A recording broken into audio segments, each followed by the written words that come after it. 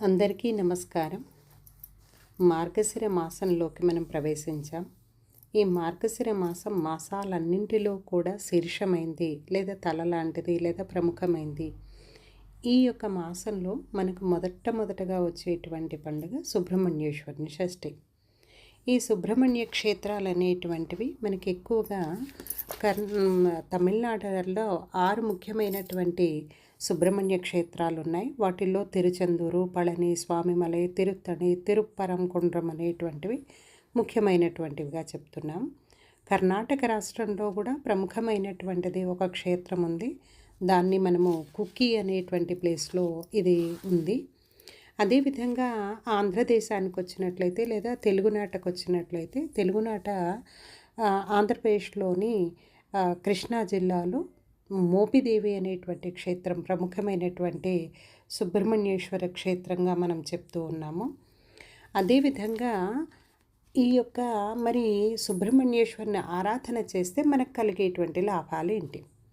కుజదోషంతో బాధపడేటువంటి వాళ్ళు కానీ, లేదా సంతానం లేనటువంటి వాళ్ళు కానీ, లేదా పెళ్ళి కానటువంటి అమ్మాయిలు కానీ, అబ్బాయిలు కానీ ఈ యొక్క సుబ్రహ్మణ్యేశ్వరుని ఆరాధన కనుక చేసినట్లయితే త్వరగా పెళ్ళవడం కానీ, లేదా సంతానం కలగడం కానీ, లేదా కుజదోషం నుంచి నివారణ పొందడానికి ఇది బాగా ఈ యొక్క పూజ అనేటువంటిది చాలా చాలా ఉపయోగపడుతూ ఉంది.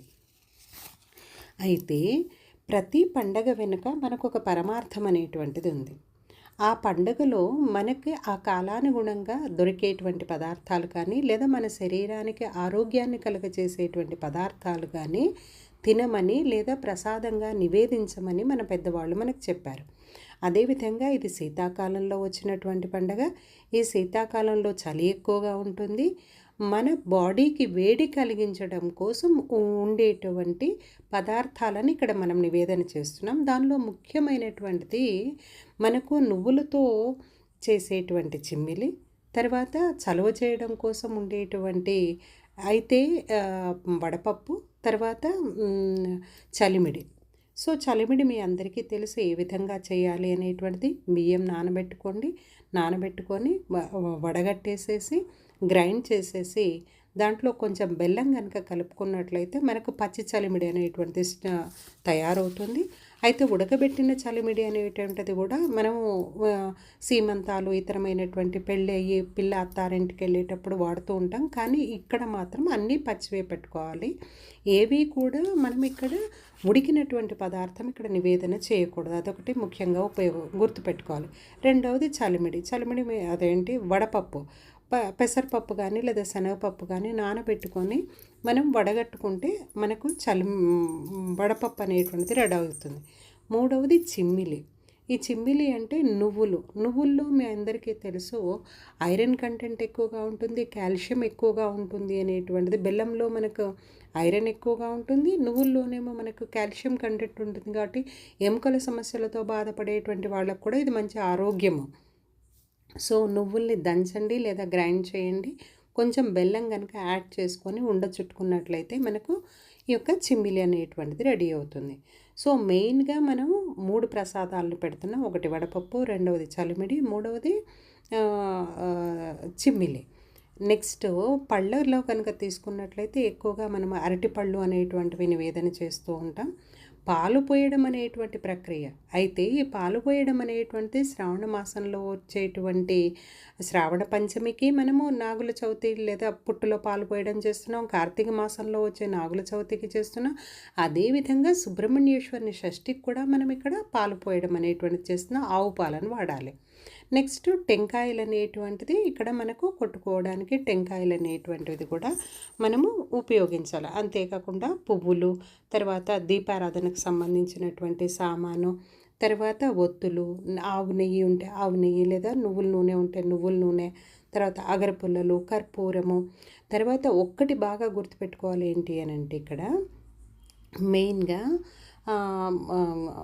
బియ్యం అదేంటి చలిమిడి చేయడానికి వాడినటువంటి నూక ఏదైతే ఉంటుందో దాంట్లో కొంచెం పసుపు కలిపి దాన్ని కూడా తీసుకొని వెళ్ళాలి.